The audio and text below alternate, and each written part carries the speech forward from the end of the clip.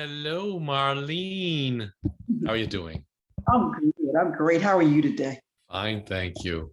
Wonderful. Wonderful. My name is Michael Parise. I'm a second generation American. My grandparents were from Italy. They were immigrants from Italy. And we are the first generation to go to college in our whole family. So we really worked hard academically. We grew up in Woburn, Massachusetts, which is a suburb of Boston, very old suburb. It's established in 1642. So it's very old. Yeah. So I went to school in high school. I did very well academically. And after I left high school, I went to Boston University to study pre-dental biology. So I have a biology degree from Boston University, but instead of going to dental school, I had been during this time in college very much affected by a group of evangelical Protestant young people at Park Street Church called the Park Street Church Seekers. And they, along with the church I was going to in St. Eulalia's Church, which is a Catholic church, and at Charismatic Renewal, these things are all in my book, by the way, kind of prompted me to think about ministry as being more radically important than dentistry. So instead of going to dental school, I went to seminary. I went to St. John's Seminary for 5 years in Brighton, which is part of Boston, and got a degree in Master of Divinity degree, and then took another year and got a Master of Arts in Historical Theology degree. So I have a church history degree as well. And then later on, I got a degree in ecumenical theology from Assumption University in Worcester, Massachusetts. This degree allows me to, it's almost a doctorate without the thesis. So all these degrees were very important for my background, as well as my certification in spiritual direction, which I also got. So I have a very wide and varied background. I'm very interested, however, not just in academics, but I'm a very good cook. I love to, I love to cook. I love gardening. I've been gardening for over 60 years. I love art. I am a painter. You can see my paintings, 2 of my paintings behind my head. I see them. Yeah, and you can see all my paintings on my website. I'm an author. I've written a book called Life Interrupted, Taking Charge After Everything Has Changed. And it's a semi-autobiographical, but it's mostly a self-help, there it is, a self-help book, a spirituality book, a book to help people get through their lives without feeling like a victim.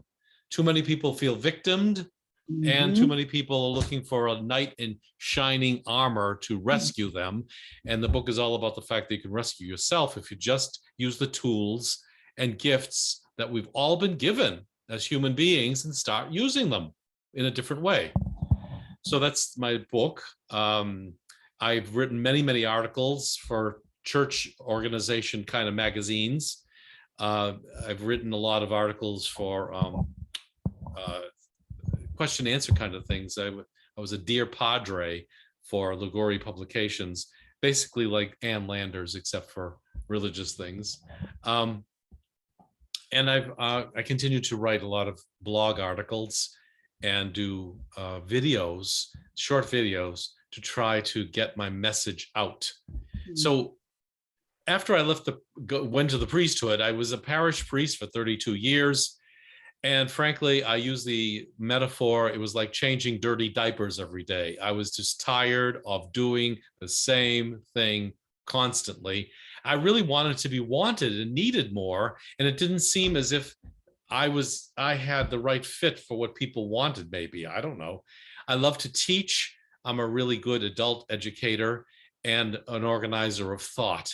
So I didn't have much opportunity to do that. I'm a good preacher, a decent preacher. I'm a wonderful liturgist. I love to sing, and those things were helpful too. So ministry was interesting, and I love the people I was working with most of all, but at the same time, I was bored. So I left the priesthood and left behind my pension in about 12 years ago, 2010. And by leaving behind my pension, I knew I wouldn't have the money that could have gotten otherwise, but that's just the way the rules are in the Archdiocese of Boston. So I then eventually became a life coach and decided to look at what I was going to do, focused on life coaching. And I came to realize I really love to work with people's difficult emotions. So trauma, abuse, childhood emotional neglect, dysfunctional family systems, inner child work, all of these things and more, where people are being held back because of the difficult emotions that they experience and that are obstacles to their going forward in life. Hey, that's a great question, because nobody ever asked me why I left the priesthood. The Archbishop of Boston never asked me, why are you leaving? What's going on? Nobody cared when I had a leave of absence of a year to call me. So first thing, let me talk to employers. You employers out there need to stop treating people like cogs in a wheel.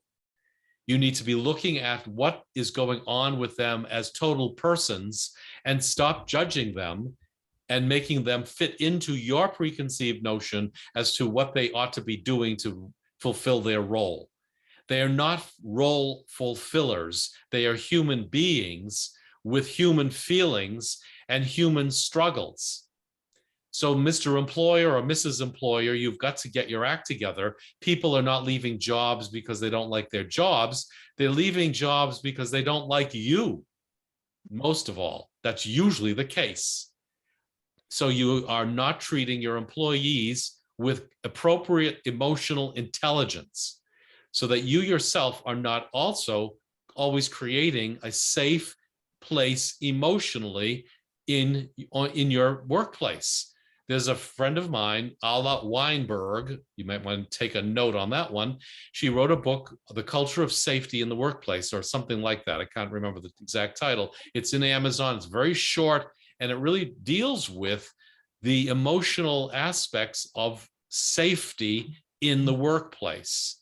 Now, I'm not talking about making sure that people have extra coffee breaks or that we have to coddle people who are always late for their job, but maybe they're late for their job chronically because they can't be on time.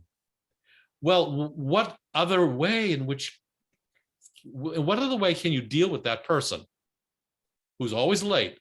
Mhm.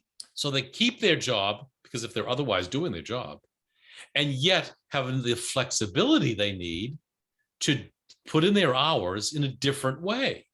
For example, what about the whole concept of contacting people on weekends when they're off and emailing them constantly because you want them to be at work mentally?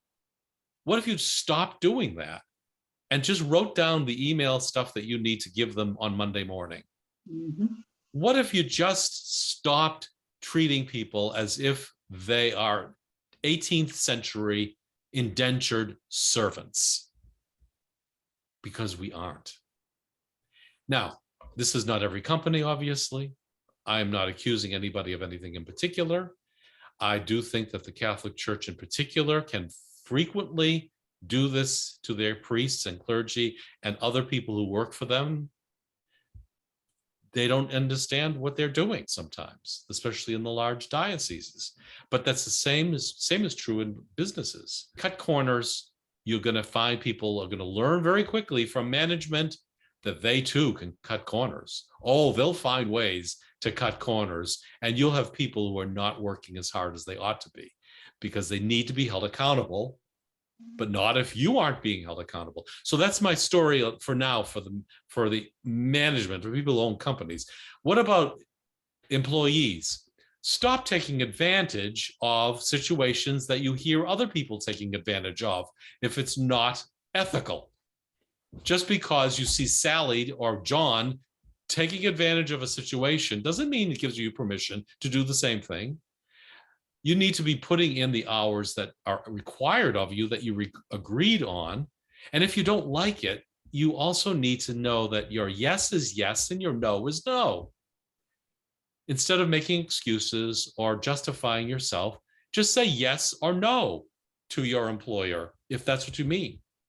Because if you get fired for it or reprimanded for saying no, it tells you something about the culture of the company.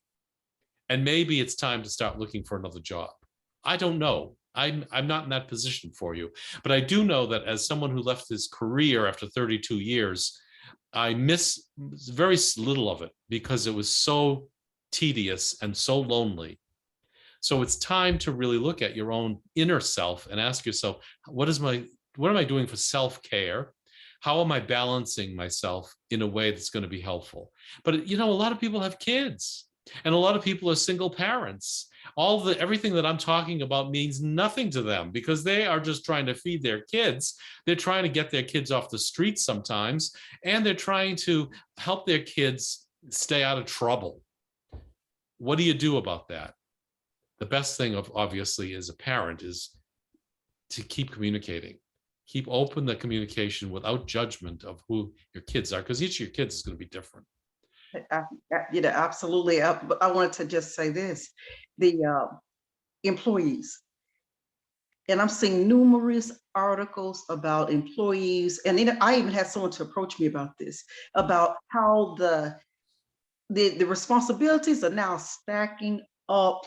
I mean, tremendously on them now, that there are a lot of people who, like you said, who are resigning, leaving, not coming back, working remote now. So the ones who are there are feeling drenched with paperwork, and they're having to do things they didn't have to do before. So Oh, it's yeah.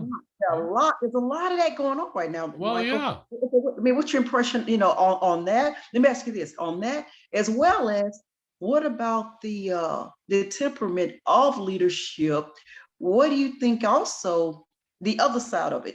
What could you think of that could be done also that could keep them a little bit more at ease through all of this? Because they've got a lot. They've got a few employees coming to work, so they're having to keep the wheels rolling with just a few employees. So few employees, leadership's stress, challenges that they're faced, and the challenges that employees are facing taking on multiple roles on the job now.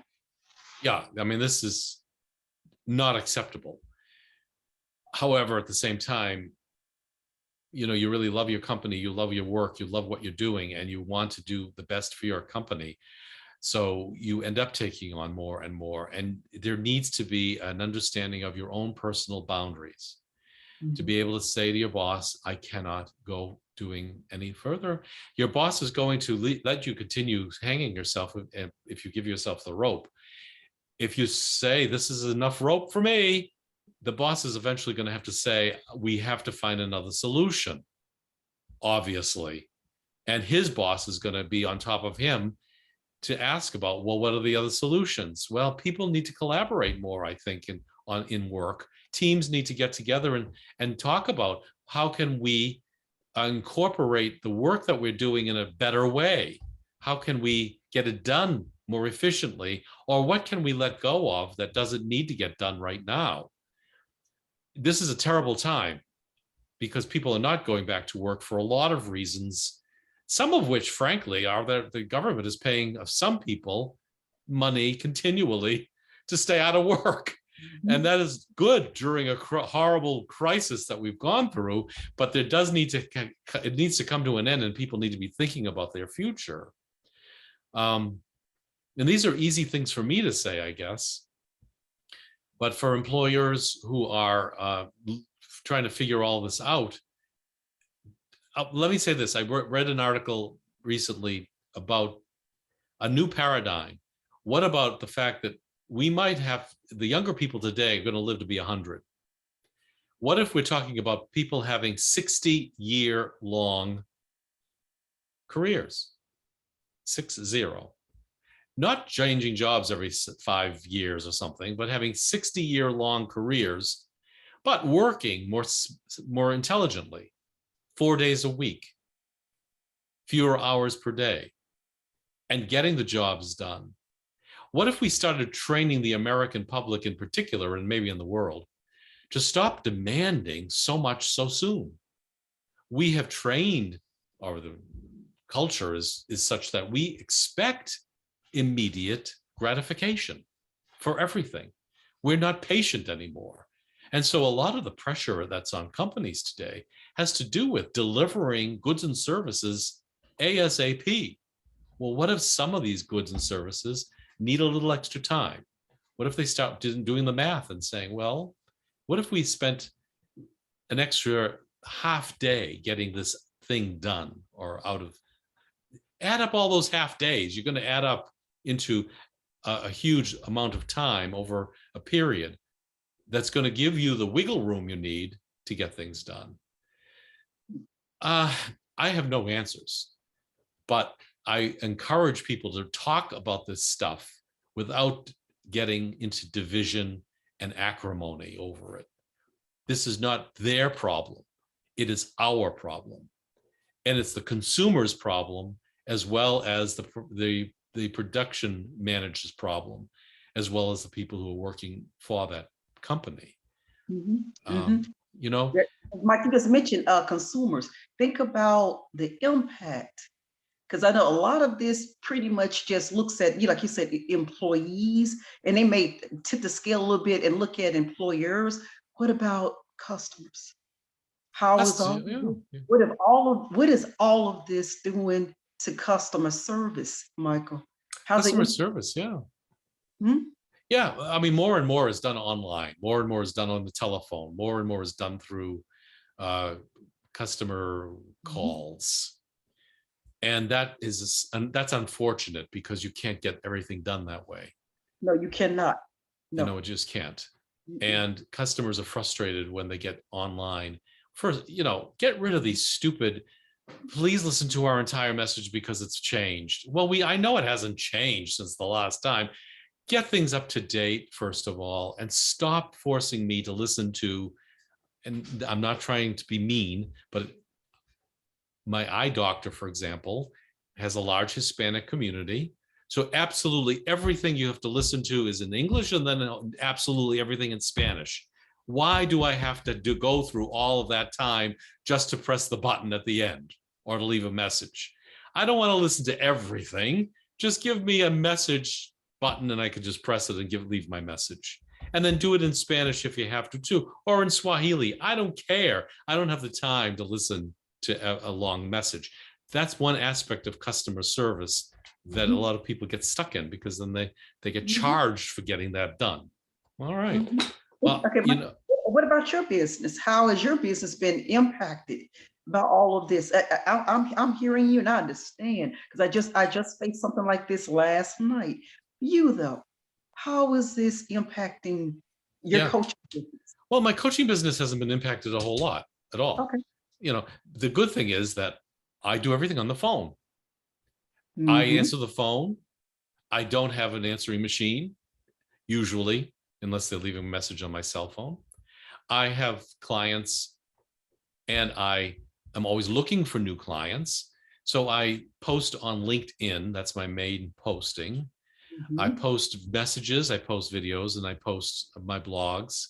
I also have a web page where I have my artwork, my blogs, my videos, and other things, ways people can get to know me, because I'm basically the product.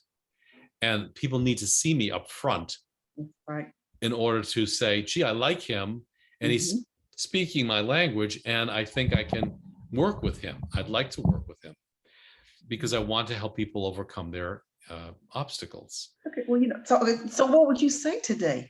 What would you say right now to the audience who's watching you right now today? What are some of the challenges that you've dealt with in your coaching business, and just one particular, maybe something that you've helped someone to overcome? Can you tell us today? Just express that for someone who's listening and wondering about you.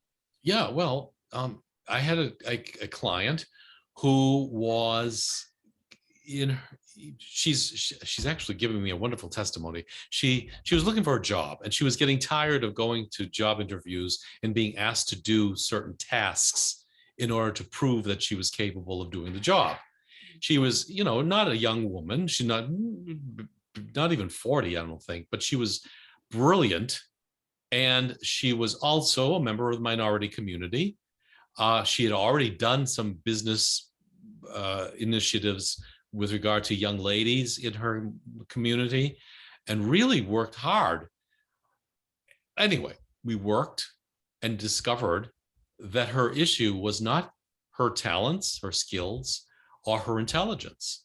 It was her attitude.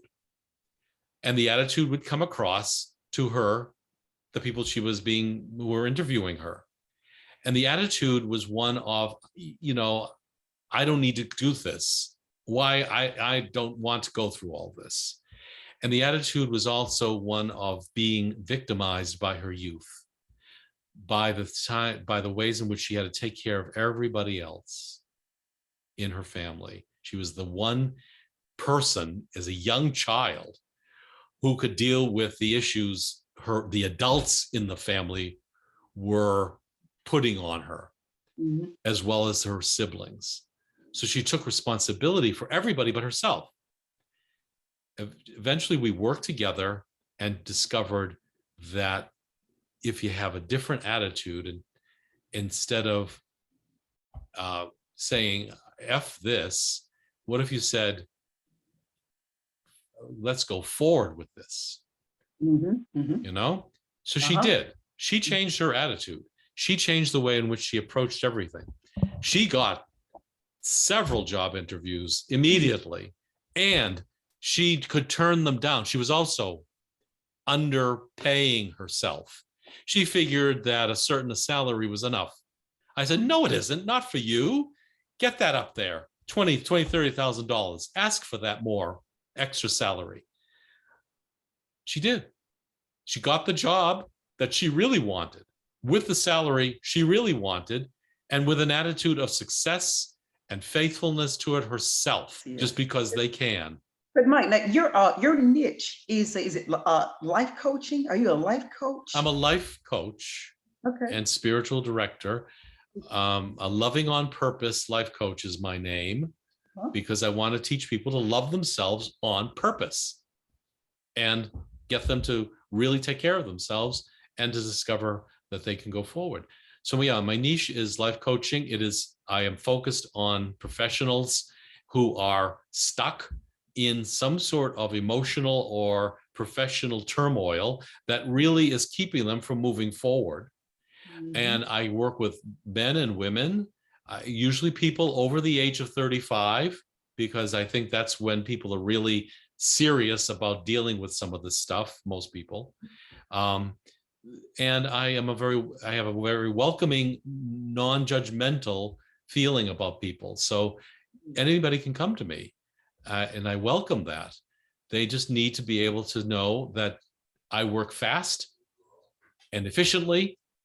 And even though they they can't get their life coaching paid for by insurance, it doesn't work that way for life coaches. You have to pay out of pocket for life coaching. But I don't dilly-dally. So within 3 or 4 months, or I should say maybe 8 or 10 sessions, we've covered most of the material you want to cover. And then you start going on to other stuff. I'm done with you. 10 hours and we're done with a lot of the biggest issues. And I will also support you if you need to see a therapist or have other things that are going on in your life where you need another professional to help you. Michael, how do you gauge improvement when you're counseling with them and they're being coached? What are some examples of how you can tell that they're actually starting to either maybe there's setbacks occurring or they're going forward? How do you? Yes. What direction they're taking? Well, what happens is they have aha moments. And they tell me all the time, oh, I never thought of it that way. Is that why this is why I'm driving myself crazy, because I'm treating myself the way my mother treated me? Yes. You have your mother in your head, or your father in your head, or your abuse in your head, or you're bullying yourself.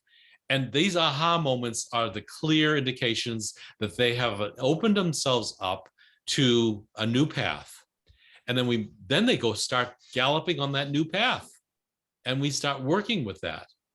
Some things are more chronic so that they are working on it slower. Most of the time, 90% of the time for my clients, they are different at the end of our client session than at the beginning. And they are happy. And you can read the testimonials on my website. I have a whole bunch of them because Okay, this is really, that's how I gauge it. My professional life, the fact that I didn't know anything about business when I became a coach. In your coaching in the coaching Yeah. business, just something that you faced with one of your clients. Oh, with one of my clients. I think one thing that comes to mind with one or two of my clients was that they were drinkers. They weren't alcoholics according to their definition, but one person would come home at night, every night, and drink a half a bottle of wine. And another person would drink a couple of drinks of liquor every night to unwind. Now, I'm not against liquor, but I was trying to tell them how much is this affecting you at the end of the week? Because there's a half-life to alcohol in your body. So that if you're drinking every night, you're drinking a half a bottle of wine, that adds up to, 2 or 3, 4 bottles of wine a week. That alcohol is still in your body come the weekend. And you're putting more alcohol in. Some of that alcohol doesn't get flushed out. So I said, I'd like you to consider not drinking for a week or two and see what it's like so that I can talk to you without you being under the influence. Well, they drop me like hot potatoes. By finding the key that unlocks their hearts and their minds, I'm able to go forward with them. So the biggest challenge of all has been developing a business, because you don't get taught anything about business in life coaching school. And so I've been learning from people like you and others to try to understand, all right, what do I do with this business thing? I just talked to a business consultant friend of mine who talked to me about ROI, rate, what is it called? I don't even know. I think that's terrible.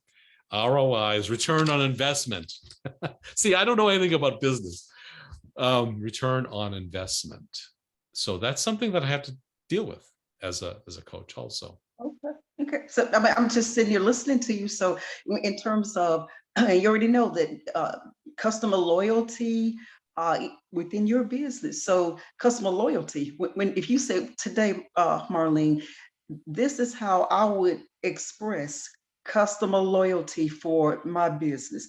And that's mainly just repeat business. That's what customer loyalty is. But what would you say, something, and I know we're coming to the end of our conversation today, but what would you say would be customer loyalty in your opinion? Oh, the way I gauge customer loyalty is, number one, they are on time and they call me for their appointments. So they're not dilly-dallying and making excuses. Second thing is those who will be aware of what I do and recommend me to other people. Now that's a hard conversation for most people to have with their friends. Gee, you could really use a life coach, but I would wish more people would express that and let them know about me. Customer loyalty is also, I always ask them at the end, is there anything we would have done differently? I have very few coaching clients over the past 10 years who said, I just want to get out. I don't want to deal with it anymore. Most of them will say, it's time. I've gotten my goals set. I've reached my goals and I'm happy. And I can always call you again, can't I? I said, you can call me anytime. I've given away hundreds, if not thousands of hours of pastoral counseling hours and coaching hours over the decades, just giving it away. So I'm not looking to soak people. I just want to help people. That's wonderful. So that's wonderful, Mike. And it is. And I just wanted to thank you again for, to actually accepting, my invitation to have you to come and actually have a conversation with me, about And in places, anything that you could maybe briefly tell us that you could actually help, customers with right now that who would like to maybe reach out to you, if you would just end on that note for me.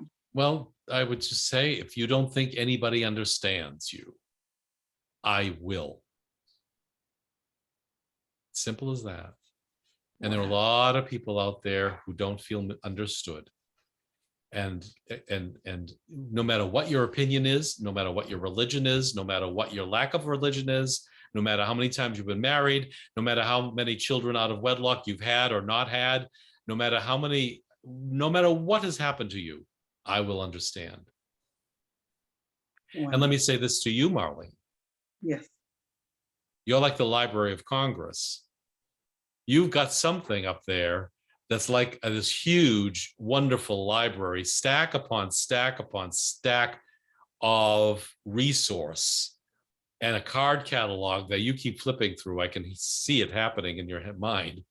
You just go through your card catalog and you have so much to give, and you're trying to give it. And I so appreciate that. Have your information below for everybody to be able to locate you. But is there something you'd like to tell them about how to reach you? Because I'm going to have your information listed below for everybody to find. But if there's something more you'd like to say before we end. No, you have my information from LinkedIn. That's Yes. great. I hope that people will look me up and just ask me questions. I love having my brain picked. There's no obligation whatsoever to ask questions and find out more about what I can do for you. I am always open to half-hour strategy sessions with people for no money. I'm just happy to help them and see where they can go. Okay. Thank you so much, Michael. Together, you and I will be collaborating with each other. I hope so. Yes. Let's do this again. Let's do more things together. Thank you, Marlene.